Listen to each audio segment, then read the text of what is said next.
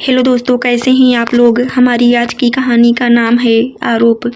रजनी सबको भोजन करवाकर बचा हुआ खाना अपनी थाली में डाल ही रही थी कि दरवाजे पर आहट हुई। रसोई घर से ही झाँक कर देखा तो पाया देवरचित बहुत सारा सामान हाथ में लिए चला आ रहा था। भाभी को देख वह रसोई घर की तरफ ही आने लगा। रजनी झट से बाहर निकल आई। अपने कपड़ों की सिलवटे को ठीक करते हुए मंद मुस्कान से उसका स्वागत करते हुए बोली, लला जी इस वक्त कैसे, आज आप वापिस नहीं गए। रचित धीमे सुर में बोला, भाभी आप अभी यह सामान रख लीजिए, शाम को भैया आएंगे तो आकर पूरी बात बताऊंगा। मैं अभी जरा जल्दी में हूँ। हाँ, माँ और पिताजी को मेरे यहाँ आने का जिक्र मत करना। ऐसा कहा रचित पलट कर जल्दी से चला गया। रजनी उत्सुकतावश पैकेट खोलकर देखने लगी तो दिल में एक हुक सी उठ गई। रचित सभी के लिए बहुत सारे सुंदर और महंगे कपड़े लाया था। वह सोचने लगी कि जब शाम को उसके पति अमित ऑफिस से घर आएंगे तो उन्हें भी इसी अग्नि परीक्षा से गुजरना पड़ेगा। वो भी शांत रहने का अभिनय जरूर करेंगे, पर उनके दिल के अंदर जो ज्वाला धधकेगी उसे वह जानती थी। उस ज्वाला की तपन उन्हीं तक सीमित नहीं रहती, रजनी स्वयं भी इस आग में जलती रहती है। कुछ समय बाद इस आग के लपटों में उनकी दोनों बेटियां भी झुलसने लगेंगी। वो लोग गरीबी की जिस आग में जल रहे थे, जो आग उनके अपनों ने ही लगाई थी, वो तो उन्हें गरीबी की आग में झुलसने को छोड़ खुद बचकर निकल गए, परंतु उनका परिवार उसमें जलता ही रह गया। वो रोज हीन भावना के सागर में डूबते और रोज तैरते रहते। भविष्य में शायद उनकी बेटियों के साथ भी यह इतिहास दोहराया जाएगा। रजनी इसी सोच में डूबी अतीत की किताब के पन्ने पलटने लगी। विवाह से पहले उसके पति अमित स्कूल से आकर नियम से अपने पिता के साथ उनकी किराने की दुकान पर बैठा करते थे। पढ़ाई लिखाई में अमित की बहुत रुचि थी, वह मेधावी भी थे। अमित के 12वीं कक्षा पास करने के बाद प्रश्न उठने लगे कि पिता शिव मूरत जी अकेले इतनी बड़ी दुकानदारी कैसे संभालेंगे। इसलिए जेठ पुत्र अमित की पढ़ाई रुकवा दी गई। न चाहते हुए भी अमित को सबकी इच्छा के आगे सिर झुकाना ही पड़ा। पढ़ाई छोड़कर वह पिता के साथ दुकान पर बैठने लगा। छोटा भाई रचित उससे उम्र में 5 वर्ष छोटा था। छोटा होने के कारण वह सबका लाडला था, जिद्दी भी हो गया था। उसकी जिद के सामने सब झुक जाते थे। दूसरी ओर अमित को समय से पहले ही जिम्मेदार बना दिया गया। बाप दादा के समय की किराने की प्रसिद्ध दुकान थी, जो अच्छी चल रही थी। दुकान से अच्छी कमाई भी होती। इस कारण उसके पिता शिवमूर्त जी ने बिना किसी से सलाह मशवरा किए दुकान से होने वाली अधिकांश कमाई एक शानदार हवेली बनाने में खर्च कर डाली। समय का पहिया अपनी गति से घूमता जा रहा था। अमित का विवाह रजनी से हो गया। रजनी सामान्य से परिवार की बहुत सुंदर और गुणी लड़की थी। समय बदला, देश में उन्नति के नए नए रास्ते खुलने लगे। अब उनकी दुकान के पास ही शानदार जनरल स्टोर और बिग बाजार भी खुल गया। शिवमूर्त जी तो भव्य हवेली बनाने में पहले ही बहुत पैसा लगा चुके थे। अमित ने अपने पिता को सलाह दी, अब हमें भी अपनी दुकान को नए रंग ढंग में आधुनिक तरीके से बदलने की बहुत आवश्यकता है। परंतु उसके पिता शिवमूर्त जी बहुत हठी व्यक्ति थे। अपनी हठधर्मिता के समक्ष उन्होंने अमित की एक ना सुनी। उन्हें अपने पुरखों के द्वारा बनाई दुकान से इतना मोह और प्यार था कि उन्होंने अमित के प्रस्ताव को सिरे से ही खारिज कर दिया। वह दुकान में किसी भी तरह की तोड़फोड़ करना सहन नहीं कर सकते थे। वह अपनी बात पर अड़े रहे। पिता का लिहाज करते हुए अमित ने भी पिता से कोई बहस या झगड़ा करना उचित नहीं समझा और चुप रह गया। धीरे धीरे उनकी दुकान का काम बिल्कुल मंदा पड़ने लगा। अधिकतर ग्राहक नए किराना स्टोर और बिग बाजार से सामान खरीदने में रुचि दिखाते थे। कोई पुराना भूला भटका ग्राहक या उधार लेने वाले ग्राहक ही आते थे। अमित का विवाह रजनी से हो चुका था। अमित मेधावी होने के बावजूद भी केवल कक्षा 12वीं तक ही पढ़ पाया था। घर का बड़ा बेटा होने की उसे इसकी यह कीमत चुकानी पड़ी थी। कोई चारा ना देखकर दुकान बंद करनी पड़ी।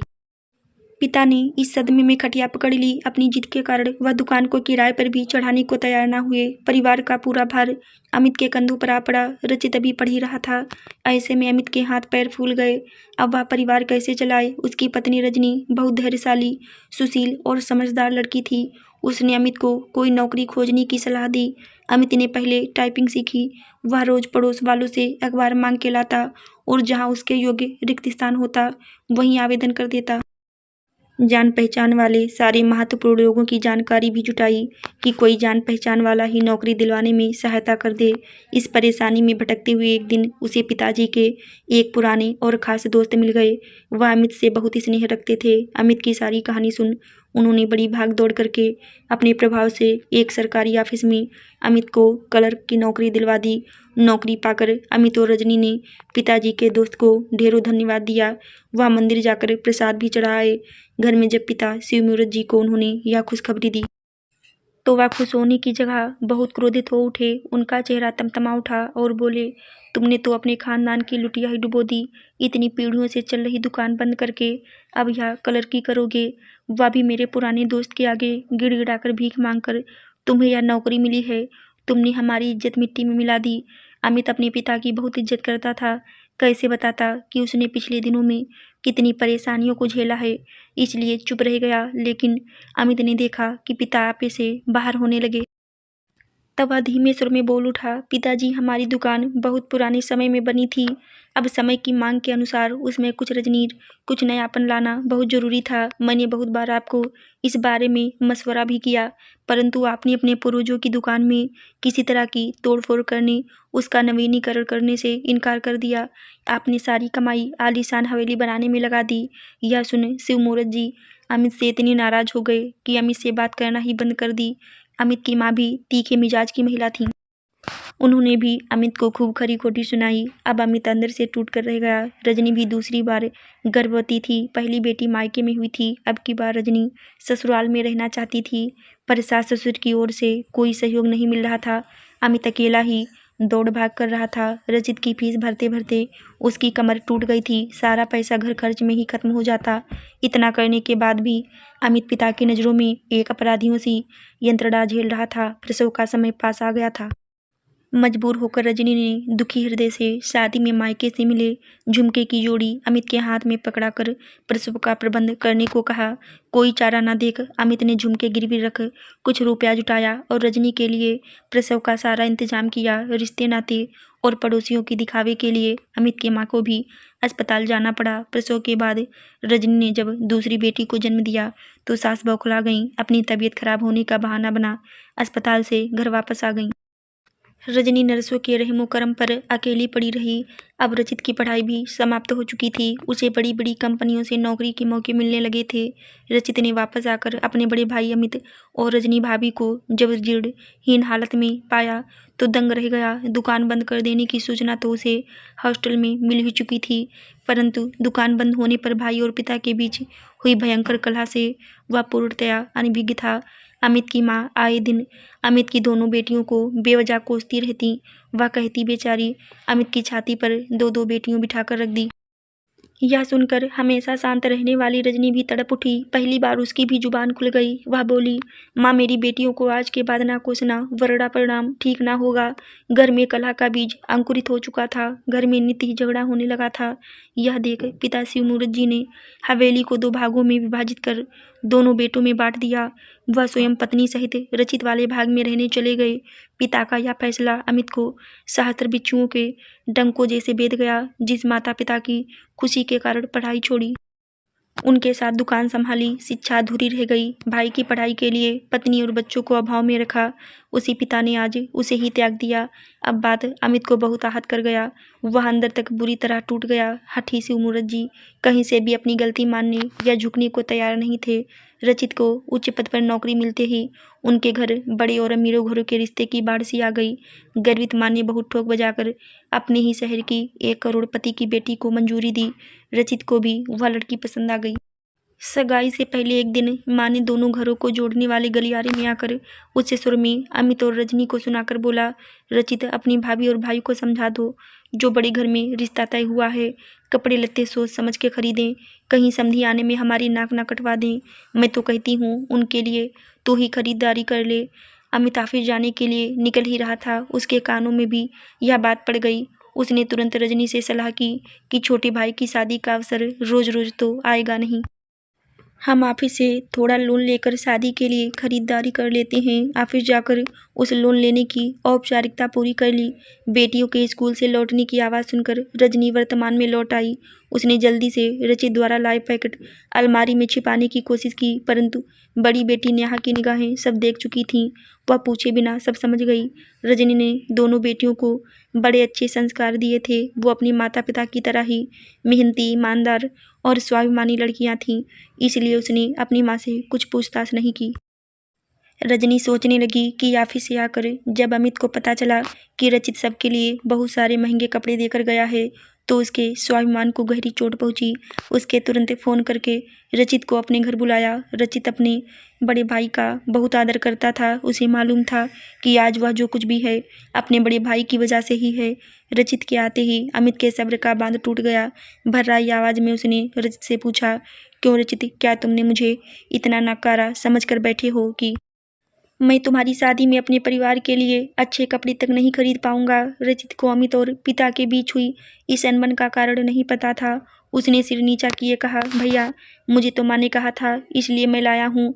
मैं यहाँ आपका अपमान करने के इरादे से नहीं लाया था। आरंभ से ही रचित अधिकतर पढ़ाई लिखाई के कारण परिवार से दूर ही रहा। वह दुनियादारी की बातों से अनभिज्ञ था। पढ़ाई खत्म होने वापस आकर भी उसे अधिक बातें समझ नहीं आईं। उनकी दुकान बंद हो गई है, यह तो उसे पता चल गया था, परंतु दुकान क्यों बंद हुई, इसके पीछे क्या कारण थे, अमित भाई और पिता की अनबन का क्या कारण था, उसने इन बातों को जानने का प्रयास ही नहीं किया। अमित आज उसे यह सारी बातें खोलकर बताना चाह रहा था। बरसों से अपने भीतर दबे रोज को रचित के सामने निकालकर हल्का होना चाहता था। रचित को पिता की जिद और एक गलत वजह से हुई नाराजगी का कारण भी बताना चाहता था। उसने रचित के आगे कुर्सी खिसकाकर उसे बैठने का इशारा किया। रजनी को रचित के लिए चाय बनाने का आदेश दे दिया। आज अमित अपने मन में भड़कते शोलों को बुझाना चाहता था, परंतु वह कुछ कह पाता उससे पहले ही रचित उठ खड़ा हुआ और बोला, भैया, अभी बहुत व्यस्त हूँ, बहुत काम बाकी है, फिर कभी चाय पी लूँगा। ऐसा कहकर रचित चला गया। अमित और रजनी उसे अवाक देखते ही रह गए। दोनों बेटियां भी पर्दे के पीछे से सब देख रही थीं। रचित का विवाह शहर के प्रसिद्ध रईस महेंद्र सिंह की बेटी से बहुत धूमधाम से संपन्न हो गया। रजनी और अमित ने बड़े उत्साह से विवाह के हर रीति रिवाज को अच्छे से निभाया। रचित की दुल्हन की मुंह दिखाई की रस्म में सभी रिश्तेदारों ने बढ़ चढ़कर उपहार दिए। रजनी और अमित ने भी लोन में लिए रुपये से एक सुंदर गोनी की अंगूठी रचित की पत्नी माया को पहना दी। माया पढ़ी लिखी अमीर घर की लड़की थी। उसने अपनी सुविधा के अनुसार घर में कुछ जरूरी बदलाव किए। वह अपने साथ नौकर चाकर भी लाई थी। माया के दबदबे से शिव मुहूर्त जी का चिल्लाना भी धीमा पड़ गया था। रचित आते जाते उन्हें सभ्यता के पाठ पढ़ाता रहता, जैसे चाय सुड़क सुड़क कर प्लेट में डालकर मत पीना। पिताजी घर में लुंगी बनियान पहन अधनंगे नहीं घूमे। माँ भी घर के नौकरों से इज्जत से पेश आईं। कुल मिलाकर उन दोनों को एक बनावटी जीवन जीने को बाध्य होना पड़ गया। जहाँ एक और माया राजरानी सी बनी ठनी रहती, उधर रजनी सीमित साधनों में किसी तरह गुजारा कर रही थी। शादी के रिसेप्शन के बाद शादी की खबर मिलते ही एक दिन किन्नरों की एक टोली शादी होने की खबर सुन हवेली में आ धमकी। उन्हें मना करना बहुत मुश्किल था। किन्नरों ने नाच नाच कर नई दुल्हन को बधाई दी और फिर सब अपना नेक मांगने लगे। मासी ने भी परंपरा के अनुसार उनके लिए अनाज, वस्त्र, फल, मिठाई और रुपये लाकर उन्हें देकर हाथ जोड़ दिए। बड़ी और अमीर घर से आई बहू देख वो सब बढ़ गए कि बिना सोना लिए यहाँ से नहीं जाएंगे। करोड़पति घर की बहू आई है। माटस से मसना हुई। माया इस बहस से बेहद बोर हो चुकी थी। उसने झट से अपनी उंगली से रजनी द्वारा पहनाई अंगूठी उतारी और उन्हें देकर चलता किया। यह देख सब मौन ही रहे, परंतु अमित और रजनी को अपनी असली हैसियत का एहसास भली प्रकार हो गया।